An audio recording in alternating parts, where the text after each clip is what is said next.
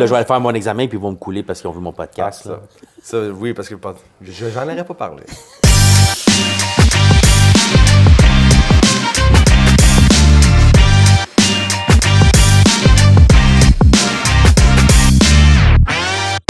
Bonjour, bienvenue au podcast. Steve Valiente, David Bélanger, de la Game du courtage. Salut tout le monde. Ça fait, on est juste deux cette semaine. Ça fait 2 semaines de suite qu'on a reçu des invités.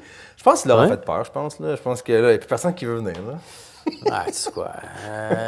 Non, il m'a appelé, il a dit, je pense qu'il voulait en faire d'autres. Ouais. Mais non, cette semaine, non, on va le faire à deux.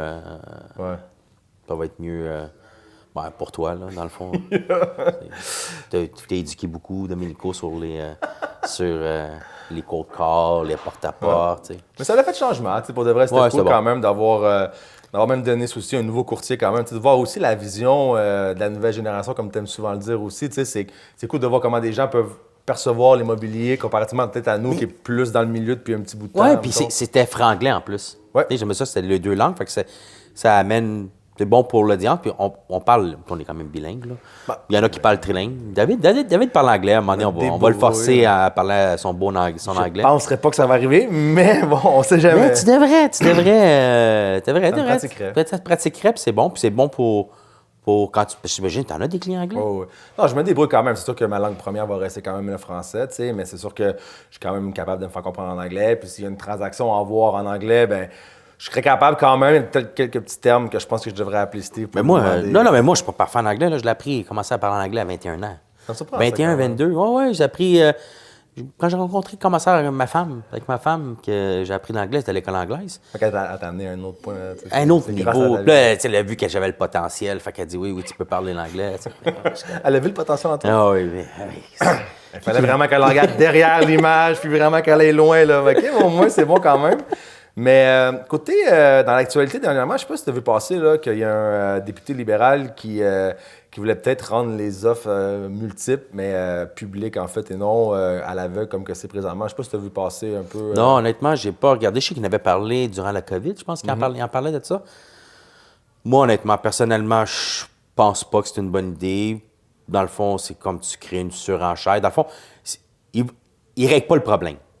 À la fin de tout ça, là, il ne règle pas le problème. Tout ce qu'ils font, c'est dire, OK, on a trouvé une solution, mais ils ne règlent pas le problème parce que ça va quand même donner de la surenchère. Tu sais, quand tu sais que l'autre bête, tu es dans la même salle qu'une personne, là, tu vois la personne, puis là, tu es là, tu te dis, OK, 600, 610. Puis là, à un moment donné, je veux dire, le monde, ils n'ont pas le temps. Premièrement, c'est rapide. Ça, c'est une des choses. C'est émotionnel parce que tu veux l'avoir. Fait que là, tu n'as pas le temps de réfléchir. Fait que tout ce que tu fais, c'est à un moment donné, ça va être une guerre de coq. C'est qui pisse le plus loin, puis c'est moi, 650 000, puis il a défoncé son budget. Ouais, au lieu de dire lui qui pisse le plus loin, ce que je dirais, comme. Mais je comprends l'exemple. Ouais, ça serait sûrement lui qui a les plus grosses poches. C'est la plus grosse préqualification bancaire. Parce que, tu sais, même nous, quand on est des vendeurs, on représente un vendeur, on les reçoit, les préqualifications avec nos offres. Oui. C'est pas toujours lui qui a la plus grande capacité d'emprunt qui va nécessairement gagner la guerre de surenchère. Parce que, en étant à l'aveugle, les gens se mettent une limite. Puis on dit qu'on parle à nos clients, c'est quoi le prix que tu es à l'aise? On montre les comparables, dis-toi un peu, OK, on rendu à 5 offres, dis-moi le prix que toi, tu es à l'aise. Puis à un moment donné, quand on est à l'aveugle, on arrête un prix. Tandis que si, admettons, comme que tu dis, c'est sûr qu'on ne sait pas exactement comment que le processus se ferait, admettons, si les offres deviendraient publiques. Sais-tu quoi? Si l'OASIC obligerait les courtiers à fournir une évaluation de haut et de bas et de le mettre dans le dossier, pourquoi il était à ce prix-là, je pense que ça changerait, moi. Bien, ça, c'est sûr que moi, je pense pas que tout le monde, chaque courtier fait une évaluation avant de déposer un offre d'achat. Nous, à l'interne, on le dit souvent, moi, c'est primordial. Chaque courtier, quand tu représentes un acheteur et tu fais une offre d'achat, tu dois avoir une évaluation que ton client... Parce qu'on est là pour ça aussi. Fait que pour revenir, oui, admettons, l'évaluation et tout, à la fin, moi, ce que je pense, c'est qu'on se met une limite. Mais quand, comme tu dis, sa maison est en public... Oui, mais comment tu as fait ta limite? Moi, la limite, mettons, je ne suis pas mon exemple avec mes clients, mettons, moi, il y a toujours une chose. On fait l'évaluation. Fait que je donne des chiffres, 400 000. La maison vaut 400 000. À un moment donné, ils disent, OK, David, je suis prêt à mettre 400 000. OK, c'est bon. Je dis, mettons, Steve, si tu sais que la maison s'est vendue 405, ça te dérangerait-tu? Ça, c'est un processus que chaque acheteur doit faire eux-mêmes. Puis c'est pas nous, en tant que courtier immobilier, qui va savoir à quel prix tu es à l'aise. Nous, notre devoir, c'est de te montrer des comparables, de dire combien on pense que la maison vaut la valeur marchande. Puis à la fin, le prix, il va arriver. Je donne un exemple du 400. Là, 405, Steve, tu trouves-tu que si on la perd et elle se vend 405, est-ce que tu es déçu? Ah oui, David, je pense que je suis Mais ça, c'est dans le haut de ton évaluation. Parce que j'imagine que quand tu fais ton évaluation, tu as 2 ou 3 prix, une moyenne, un bas puis un haut. Ouais. Parce que tu utilises mon tableau, fait que c'est sûr que tu as cette technique-là. C'est notre tableau. Amélie va finir par le dire en notre tableau. Il n'y a pas de notre tableau. C'est le tableau de M. Valiente. Mais ce tableau-là fait que tu as un bas, un moyen puis un haut. Ouais. Puis là, c'est sûr que quand tu es rendu à 13 offres, là, tu as mis ton haut 400 000. C'est bien que tu dis à ton client, là, 400 000, c'est le plus haut que moi, je l'évalue, mais là, à 405 ou à 410 000, es-tu prêt à la perdre? Si ton client te dit oui, tu restes à 400 000. On a notre prix. Tu sais, souvent, j'ai un exemple, il dit à 405, ah, David, 405, je pense que ça me dérangerait. J'arrive 410, ça me dérange pas. Bon, parfait. Ouais. On le fait à 406. Puis moi, en tout cas, un petit truc en dessous, en 9 multiples, je fais jamais 400 ou 405, je fais toujours 401 ou 406. Ouais. Puis, mais à la fin de la journée, on trouve notre prix de cette manière-là. Parce que, tu sais, même pour un acheteur, comme tu dis, si ils sont en public, il va y avoir l'émotion, tu sais, comme tu dis, c'est stressant acheter une maison, on dit tout le temps. C'est le plus gros achat de la vie de 80%. T'imagines que tu as l'autre personne, puis là, si tu n'aimes pas la face, puis juste à cause de ça, puis c'est vrai, parce qu'on est des êtres humains, puis là, tu dis, puis là, il te gosse, puis là, tu veux pas y faire gagner parce que c'est toi qui la veux, mais tu vas juste bêter, puis tu ne penseras plus à ta limite. Ouais. Fait que, personnellement, moi, je pense que c'est une très mauvaise idée. Bon, c'est... De forcer, par exemple, à mettre dans les dossiers les évaluations, puis que l'OASIC les vérifie, savoir s'ils ont bien fait leur évaluation. Tu sais, je veux dire, à la fin, là, On est là pour ça. on est les courtiers, là, on ne se le cachera pas, c'est nous autres qui payent la licence à chaque année avec l'OASIC, là, puis ça protège le public. Puis ils sont pas dans la rue, là. Ils devraient avoir les moyens, là. Honnêtement, là. Ils ont les moyens pour mettre les ressources pour faire des contrôles meilleurs. Tu sais, à la fin, on n'est pas une association, on n'est pas un ordre professionnel, là. Même si ça fait 20 ans, je pense que ça fait 20 ans que ça existe, l'OASIC, ou plus que ça. Sûrement plus. Même pour revenir là-dessus, tu as même aussi le député de la CAQ qui veut aussi donner plus de pouvoir à l'OACQ par rapport... il veut resserrer, il veut donner plus de pouvoir, que l'OACQ peut intervenir plus rapidement. Parce qu'on le sait aussi, parce que dernièrement, dans l'actualité, il y a eu ces deux sujets-là. Donc, le fait de faire des offres à l'aveugle, mais publiques. Puis aussi, tu as le député de la CAQ qui aussi va donner plus de pouvoir à l'OACQ pour justement resserrer leur contrôle. C'est pas une affaire qui est passée dans le journal. Ouais, j'ai vu ça dans le journal. C'est lui qui veut... OK, mais ça n'a pas passé, ça, encore. Pas encore, non. C'est juste vraiment... C'est un projet de loi, j'imagine, qu'ils veulent faire. L'OASIC, c'est nous qui la payons à chaque année. Ouais, c'est les courtiers. OK, les courtiers. Mais c'est là, ça protège le public. Là, quand tu as des ingénieurs qui ont un offre professionnelle, mais ils protègent le membre. Tu sais, c'est un peu bizarre comment c'est fonctionné. Ça veut dire que le courtier paye pour protéger le public.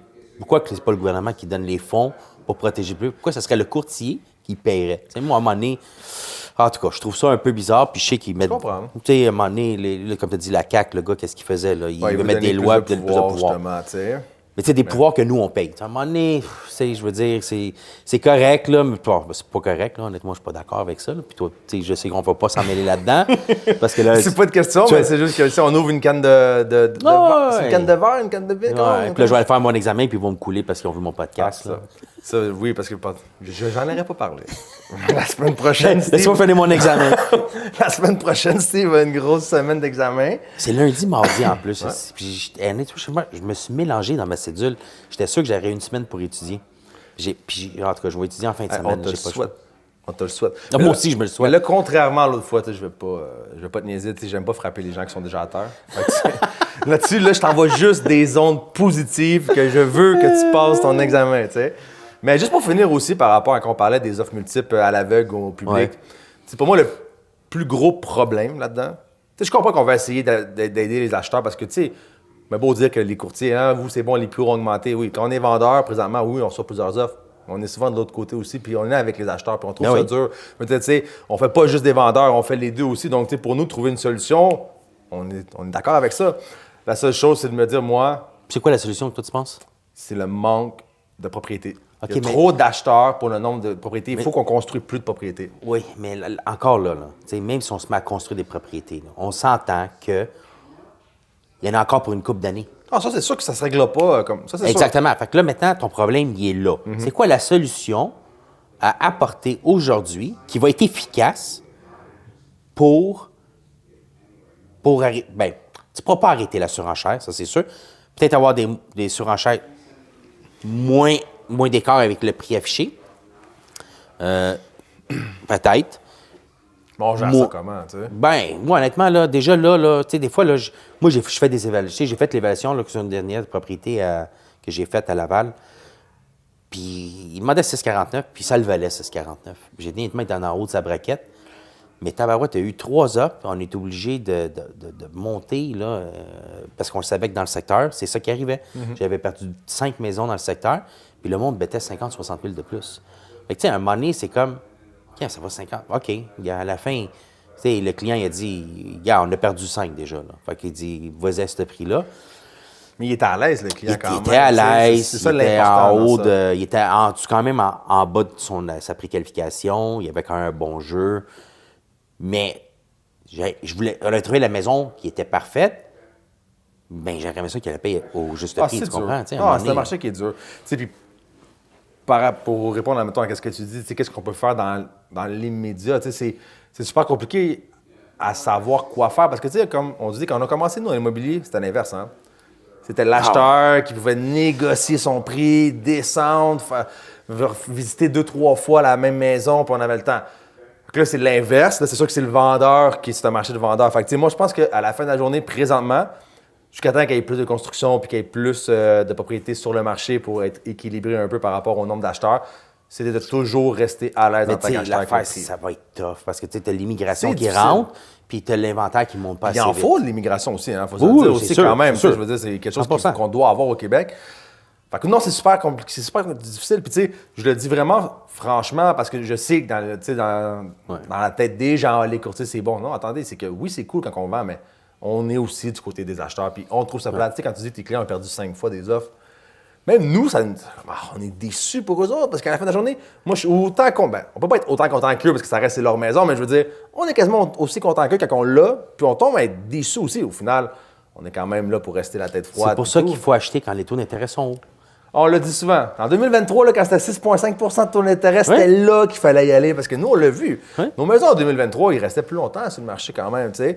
Puis Le marché avait ralenti. Ouais, vraiment. Puis c'était pas qu'on était meilleur ou pas meilleur qu'on était, c'est que le marché immobilier, c'est l'offre et la demande. Exactement. Au final, s'il n'y a pas de demande, ben ça va être dur à vendre. Tu peux au final, négocier. tu sais. Exactement.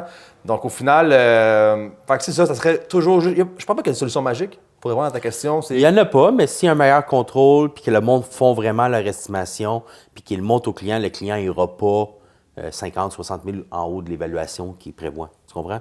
Tu sais, à moins que le client veut vraiment, puis lui, il pense que. Moi, j'ai eu un client qui lui il dit non, si moi je vais à ce prix-là, je suis convaincu que ça va avoir plus. Puis j'étais là, OK. J'ai fait signer une lettre comme quoi que je suis pas d'accord, mais c'est juste me protéger. OK? On m'a dit que j'ai fait mon travail, je t'ai donné mes chiffres, je suis confortable avec ça. Tu vas aller. Moi, on est conseillé, je te conseille de pas. Là, tu veux y aller, mais c'est toi le client. Fait que, à la fin, c'est beau.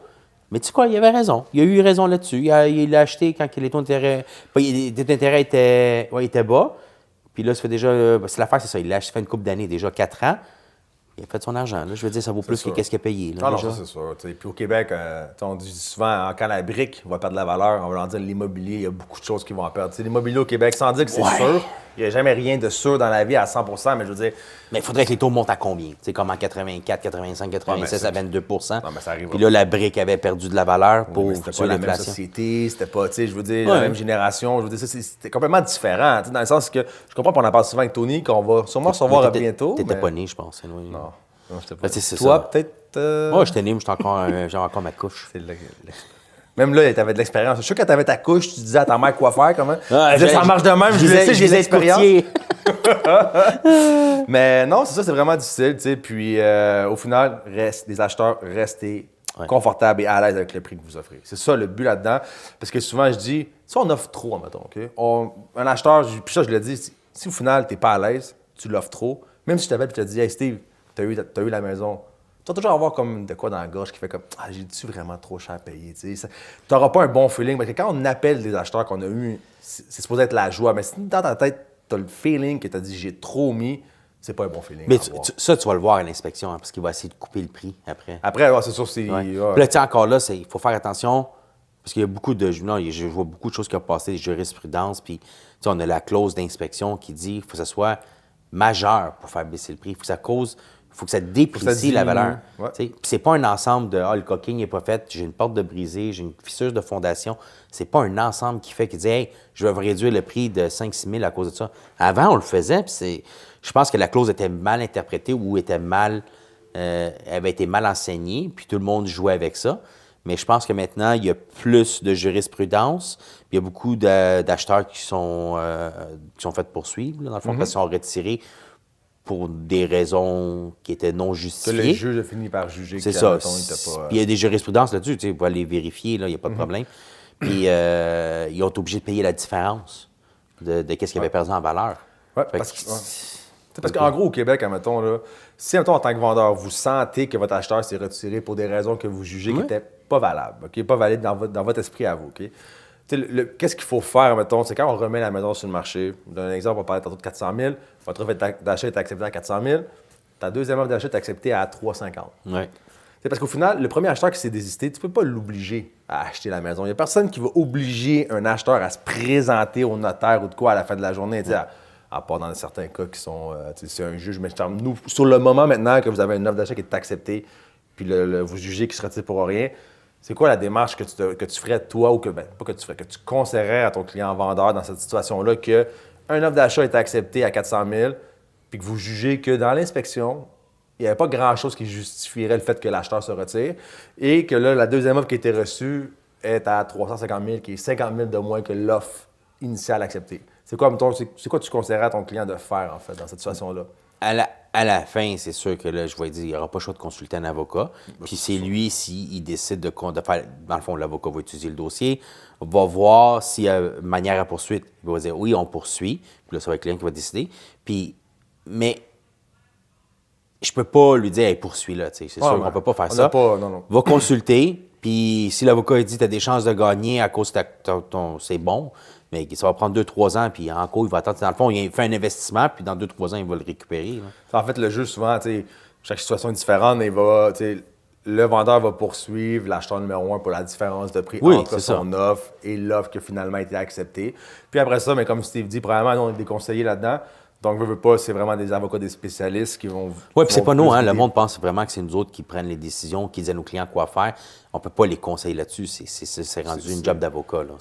C'est pas notre travail à nous, là. Puis après, c'est un juge aussi. Ouais. À la fin, l'avocat va décision. conseiller et tout, puis c'est un juge de la cour qui va regarder le dossier en général, puis que lui va, avec les points que les avocats vont leur avoir amenés et tout, est-ce que lui, il juge que oui ou non, le premier acheteur avait le droit ou non de se retirer. Mais comme que Steve dit, c'est vraiment pas nous qui va dire ou qui va vraiment conseiller dans cette situation-là. Non. C'est vraiment des spécialistes, c'est des avocats qui vont... Puis nous, on a quand même aussi avec Remax l'assurance tranquillité. Tranquillité. Qui protège nos acheteurs. Si tu présentes un acheteur, ça te donne une couverture, puis ça présente le vendeur, tu as une couverture aussi. Si la personne ne se présente pas chez le notaire, ça couvre une partie des frais de la maison jusqu'à un certain montant. Je ne me souviens pas c'est quoi le montant. Ça fait longtemps que je l'ai... Avant, c'était 30 000. Je pense qu'ils l'ont monté à 40 ou 50 000. Là. Je m'en souviens pas, je ne l'ai pas relu. Mais c'est une bonne couverture que chez Remax, là, de tranquillité, qui est très, très bon. Parce que tu peux conseiller aussi des avocats. Ils ne vont pas vous donner des avis juridiques, mais ils vont vous conseiller sur quelle étape eux ils feraient par rapport à votre situation à vous. En fait. Exactement, oui. Tu peux faire affaire avec un courtier Remax qui a tranquillité, c'est très, très bon. Demandez-les, en fait, à votre courtier quand vous rencontrez. Puis même quand vous rencontrez des courtiers de d'autres agences aussi, ils ont des programmes avec programmes. eux de quel programme qu'ils ont. Est-ce que j'ai tranquillité? Est-ce que tu l'as? Nous aussi, on a intégrité. On a quelques programmes, mettons aussi. Puis quand vous rencontrez votre courtier, demandez-lui c'est quoi les protections qui peut vous amener de plus par rapport à la transaction, que ce soit vente ou achat pour lui. Oui, exactement. Puis toi, quand tu revendre ta maison et tu as choisi un courtier, là, comment tu le choisis, ton courtier? Là, moi, j'ai comme été obligé de prendre Steve, là. Mais, admettons... Ah oui, c'est vrai. Pour le condo. Tu as eu une surenchère sur ta maison. Ah C'était uniquement une question d'offre puis la demande. Ah, puis quand tu as vendu la mienne, tu as eu une offre. Une offre parce que le prix était trop haut à cause de... Je comprends. Mais j'avais pris Steve. Mais pour répondre à ta question, en fait, Steve, moi, comment je choisirais, puis même quand on rencontre des clients, moi, je leur dis, puis je pense que toi aussi, allez en voir d'autres courtiers aussi. Je pense que c'est une question de fit aussi. C'est une question de connaissance aussi. Il faut quand même voir que le courtier a une connaissance dans ce qu'il fait aussi. est-ce que vous avez une bonne relation? Est-ce que le vibe, il passe bien? Est-ce que le courant, il passe bien? Je pense que c'est un ensemble vraiment, de regarder comme la connaissance, puis je dirais aussi, est-ce que la personnalité vous intéresse? Est-ce que vous êtes sur la même longueur d'onde? Est-ce que vous voyez votre projet de vente et d'achat ou vice-versa de la même manière? Parce qu'au final, comme tu as dit tantôt, on est des conseillers, puis au final, je pense que c'est un fit, on travaille en équipe. Donc, dans le fond, Tu sais ce que moi je leur dis? Comment vas-y? Moi, je leur dis tout le temps, je dis, quand tu vas refaire ta toiture, là, est-ce que tu en appelles juste un ou tu en appelles 3-4? Tu en appelles 3-4. Fait que fais la même chose avec un courtier. Ouais. Puis, tu sais, moi, honnêtement, là, pour signer le contrat, je n'amène jamais un contrat la première journée. Avec ma date, je ne couche pas avec la première journée. Fait que, Ben, il est marié, c'est ça. Je veux dire, il est marié depuis combien d'années? C'est bon, ça. Mais tu as raison, Steve. Puis pour de vrai, on le dit vraiment, comme prenez le temps de choisir votre courtier. De préférence Remax et de préférence doublement de Remax Infinité. Mais sérieusement, juste prenez le temps de magasiner des fois pour de vrai parce que ça vaut la peine. Puis c'est un processus qui magasinez pas un prix, OK? Non, c'est vraiment un ensemble. C'est un ensemble, les compétences du courtier. Puis comme tu dis, il faut que ça fitte. Je veux dire, moi, j'ai des affaires que je vais apporter, puis toi, tu as des affaires que tu vas apporter. On est complètement deux personnes différentes, avec des connaissances complètement différentes. Une approche aussi. C'est ça, puis l'approche, exactement. Là. Donc, merci tout le monde. On se voit la semaine prochaine. Ciao.